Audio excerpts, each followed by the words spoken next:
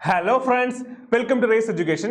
അപ്പോൾ നമ്മുടെ ഫിസിക്സിൽ ഓണം എക്സാമിന് എന്തായാലും ചോദ്യങ്ങൾ വരുമെന്ന് ഉറപ്പുള്ള കുറച്ച് ടോപ്പിക്സ് ആണ്, ഓരോ ചാപ്റ്ററിൽ നിന്നും ഉള്ള ടോപ്പിക്സ് ആണ് നമ്മൾ ഇന്നത്തെ വീഡിയോയിൽ നോക്കാൻ പോകുന്നത്. ഓക്കെ, അപ്പോൾ സൗണ്ട് വേവ്സിൽ നമ്മൾ ഇമ്പോർട്ടൻ്റ് ആയിട്ട് പഠിക്കേണ്ട എന്തായാലും ചോദ്യങ്ങൾ വരുന്ന ടോപ്പിക്സ് ഏതൊക്കെ നമുക്ക് നോക്കാം. ഓക്കെ, നമുക്ക് ഓസിലേഷൻ ഏറ്റവും ഇമ്പോർട്ടൻ്റ് ആയിട്ടുള്ള ടോപ്പിക് ആണ്. ഓസിലേഷനിൽ എന്തൊക്കെയാണ് നമ്മൾ നോക്കുന്നത്? ആംപ്ലിറ്റ്യൂഡ് പഠിക്കണം, പീരിയഡ് ആൻഡ് ഫ്രീക്വൻസി നോക്കണം, അതുപോലെ തന്നെ റിലേഷൻഷിപ്പ് ബിറ്റ്വീൻ ലെങ്ത്തിൻ്റെയും പീരിയഡിൻ്റെയും ഫ്രീക്വൻസിൻ്റെയും റിലേഷൻഷിപ്പും നമ്മൾ ഓസിലേഷൻ എന്ന് പറഞ്ഞ ടോപ്പിക്കിന് അണ്ടറിൽ പഠിക്കണം. ഓക്കെ, അടുത്ത് വരുന്നത് നാച്ചുറൽ ഫ്രീക്വൻസി ആണ്. നാച്ചുറൽ ഫ്രീക്വൻസി പഠിച്ചു കഴിഞ്ഞാൽ അടുത്ത് നമ്മൾ എങ്ങോട്ടാണ് പോകുന്നത്? നമ്മൾ forced vibration and resonance. So forced vibration and റെസൊണൻസിൽ നമ്മൾ അതിൻ്റെ ബേസിക്സും ആപ്ലിക്കേഷൻസും നിർബന്ധമായിട്ടും പഠിച്ചിരിക്കണം. ഓക്കെ, അടുത്ത ഇമ്പോർട്ടൻ്റ് ആയിട്ടുള്ള ടോപ്പിക്കാണ് നമ്മുടെ വേവ് മോഷൻ. സോ വേവ് മോഷനിൽ ആദ്യം നമ്മൾ ക്ലാസിഫിക്കേഷൻ ആണ് പഠിച്ചത് അല്ലേ? നമ്മുടെ electromagnetic waves and mechanical waves, അല്ലെങ്കിൽ waves that require medium to travel and waves that do not require medium to travel. അത് കഴിഞ്ഞാൽ ലോഞ്ചിറ്റ്യൂണൽ വേവ്സ്, നമ്മൾ മെക്കാനിക്കൽ വേവ്സിനെ വീണ്ടും ക്ലാസിഫൈ ചെയ്യുന്നു. ലോഞ്ചിറ്റ്യൂണൽ വേവ്സും ട്രാൻസ്വേഴ്സ് വേവ്സും, ഇതിൻ്റെയൊക്കെ പ്രോപ്പർട്ടീസും അല്ലെങ്കിൽ ക്യാരക്ടറിസ്റ്റിക്സും നമ്മൾ പഠിച്ചിരിക്കണം.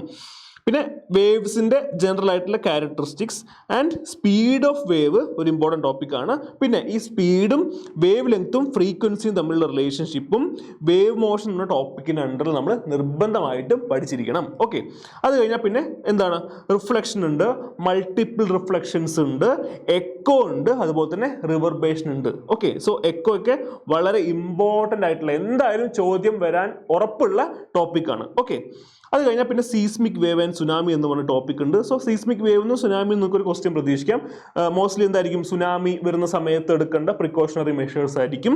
അത് കഴിഞ്ഞാൽ പിന്നെ ലിമിറ്റ് ഓഫ് ഓഡിബിലിറ്റി ആണ് നമ്മുടെ ഈ ചാപ്റ്ററിലെ last topic. So limit of ഓഡിബിലിറ്റിന്നും എന്തായാലും ചോദ്യം വരും. ഓക്കെ, നമ്മുടെ 20 ഹെർട്സിനും 20 കിലോ ഹെർട്സിനും ഇടയിലാണ് നമ്മുടെ ലിമിറ്റ് ഓഫ് ഓഡിബിലിറ്റി വരുന്നത്. അപ്പോൾ ലിമിറ്റ് ഓഫ് ഓഡിബിലിറ്റിയും ഈ ചാപ്റ്ററിൽ നിന്നുള്ള ഒരു ഇമ്പോർട്ടൻ്റ് ആയിട്ടുള്ള ടോപ്പിക്കാണ്. സോ നമ്മുടെ സൗണ്ട് വേവ്സിൽ നിന്ന് നമ്മൾ ഇത്രയും കാര്യങ്ങളാണ് എക്സാമിന് മുന്നേ പഠിച്ച് റിവൈസ് ചെയ്തതിലെ ക്വസ്റ്റ്യൻസ് സോൾവ് ചെയ്യേണ്ടത്. ഓക്കെ, സെറ്റാണല്ലോ. അടുത്ത് ലെൻസിലേക്ക് പോകാം. ലെൻസിൽ നിന്ന് എന്തൊക്കെയാണ് പഠിക്കേണ്ടത്? കോൺവെക്സ് ലെൻസും കോൺകേവ് ലെൻസും പഠിക്കണം, അതിൻ്റെ ഡിഫറൻസുകളും ലെൻസുമായി റിലേറ്റ് ചെയ്തിട്ടുള്ള ടേംസും and principal focus and focal length. So ഇത്രയുമാണ് നമ്മൾ കോൺവെക്സ് ലെൻസ് ആൻഡ് കോൺകേവ് ലെൻസിൽ പഠിച്ചിരിക്കേണ്ടത്. അതിനുശേഷം എന്താണ്? ഓരോ ലെൻസിലുമുള്ള ഇമേജ് ഫോർമേഷൻ ആണ് ഈ ചാപ്റ്ററിലെ ഏറ്റവും ഇമ്പോർട്ടൻ്റ് ആയിട്ടുള്ള കാര്യം. ഓക്കെ, അപ്പോൾ ഇമേജ് ഫോർമേഷൻ ബൈ കോൺവെക്സ് ലെൻസും ഇമേജ് ഫോർമേഷൻ ബൈ കോൺകേവ് ലെൻസും എന്തായാലും പഠിച്ചിരിക്കണം. ഓക്കെ, പിന്നെ നമ്മുടെ ഏറ്റവും ഇമ്പോർട്ടൻ്റ് ആയിട്ടുള്ള ലെൻസ് ഇക്വേഷനും ഈ ചാപ്റ്ററിൽ നിന്ന് എന്തായാലും ഒരു ചോദ്യമെങ്കിലും വരും. ഓക്കെ, നെക്സ്റ്റ് മാഗ്നിഫിക്കേഷൻ ആണ്. അത് കഴിഞ്ഞാൽ ലെൻസിൻ്റെ പവർ നമ്മൾ പഠിക്കണം.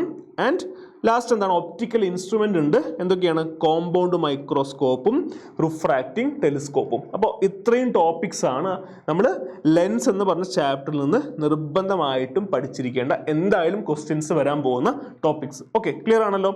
ഇനി world of colours and vision എന്ന ചാപ്റ്ററിന് ഈ ചാപ്റ്റർ ഫുള്ളില്ല, ഈ ചാപ്റ്ററിൻ്റെ കുറച്ച് പോർഷൻസേ ഉള്ളൂ. സോ ആ ഇമ്പോർട്ടൻറ്റ് ടോപ്പിക്സ് ഏതൊക്കെ നമുക്ക് നോക്കാം. ഒന്ന് റിഫ്രാക്ഷൻ ത്രൂ ഗ്ലാസ് പ്രിസം ആണ്. അത് കഴിഞ്ഞാൽ ഡിസ്പേർഷൻ ഓഫ് ലൈറ്റ് ആണ്. മോസ്റ്റ്ലി ഡിസ്പേർഷൻ ഓഫ് ലൈറ്റ് എന്നായിരിക്കും ചോദ്യങ്ങൾ വരാനുള്ള സാധ്യത കൂടുതൽ. പിന്നെ റെയിൻബോ ആണ്. ഡിസ്പേർഷനിൽ തന്നെ നമ്മൾ റെയിൻബോ പഠിക്കുന്നുണ്ട്. ആൻഡ് ഇലക്ട്രോ മാഗ്നറ്റിക് സ്പെക്ട്രവുമാണ്. ഓക്കെ, സോ ഡിസ്പേർഷൻ ഓഫ് ലൈറ്റും ഇലക്ട്രോ മാഗ്നറ്റിക് സ്പെക്ട്രവുമാണ് ഈ ചാപ്റ്ററിലെ ഏറ്റവും ഇമ്പോർട്ടൻ്റ് ആയിട്ടുള്ള ടോപ്പിക്സ്. ബാക്കി രണ്ട് ടോപ്പിക്സ് നിങ്ങൾ പഠിക്കണം. സോ ഈ ചാപ്റ്ററിൽ നിന്ന് മുഴുവനില്ല, ഇത്രയും ഏരിയാസ് നിന്നായിരിക്കും ചോദ്യങ്ങൾ വരുന്നുണ്ടാവും. അപ്പോൾ നമ്മുടെ രണ്ട് ഫുൾ ചാപ്റ്ററും ഒരു ചാപ്റ്ററിൻ്റെ കുറച്ച് ഭാഗങ്ങൾ നമുക്കുള്ളത്. സോ ഇത്രയും ടോപ്പിക്സ് നിന്നായിരിക്കും നിങ്ങൾക്ക് ചോദ്യങ്ങൾ വരുന്നുണ്ടാവുക. അപ്പോൾ ഇത്രയും ടോപ്പിക്സ് നിങ്ങൾ നന്നായി പഠിച്ചിട്ടുണ്ട് എന്ന് നിങ്ങൾ ഉറപ്പുവരുത്തുക. അതിനുവേണ്ടി നമ്മുടെ ചാനലിൽ തന്നെയുള്ള റിവിഷൻ വീഡിയോസും ലാസ്റ്റ് നമ്മൾ അപ്ലോഡ് ചെയ്യുന്ന നമ്മുടെ ക്വസ്റ്റ്യൻ സോൾവ് ചെയ്യുന്ന ഇമ്പോർട്ടൻറ്റ് ക്വസ്റ്റ്യൻസ് സോൾവ് ചെയ്യുന്ന വീഡിയോസ് നിങ്ങൾ എന്തായാലും യൂട്ടിലൈസ് ചെയ്യുക. അപ്പോൾ എല്ലാവരും നന്നായിട്ട് പഠിക്കുക, നന്നായിട്ട് എക്സാം എഴുതുക. All the best, happy Onam.